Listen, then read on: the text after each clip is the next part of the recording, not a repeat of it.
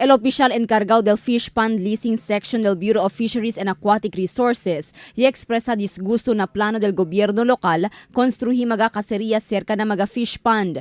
El gobierno lokal según siya na plano construir mga kasa para na magasama Badjao Alina Talabaan. Según con Virgilio Garcia, el siya na según este mal efekto na mga produkto de pesca y fish pond na lugar por causa na buling ibasura desde mga kaserias. Evita lang según construir proyekto en este mga lugar aber protehe con mga produkto de pesca. Tineera sila mga proyekto para housing del mga sama Badjao, pero kere sila po ni alya na mga Kantoy Mar, coastal area na el jurisdiction ese del national, pati del DNR, pati del BIFAR. So, envuelto siyempre el city government, pero especialmente ese mga palisiya, national ese, habla kita, national issue.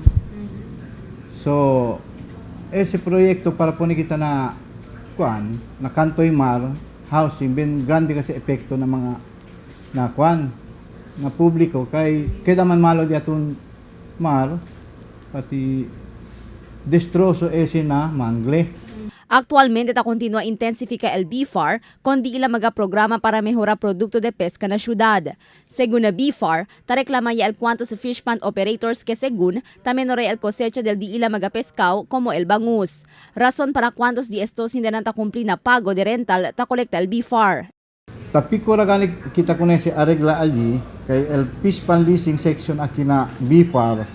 Tapi kura lisensya mas kinabla kita bin manada kat kulurum no kere paga. Pero amoy gani kere gani kita manda sabi era na publiko kay tapi kura el BIFAR kuneso kolekta el rental pero mas mucho no kere mas paga na BIFAR no kere mas sila responsibilidad ila.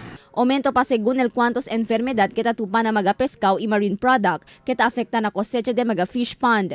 Tasuhiri el BIFAR con mga fish pond operators para rehistrar na ahensya y evita que da colorum. Crystal Almonia, Dateline Zamboanga.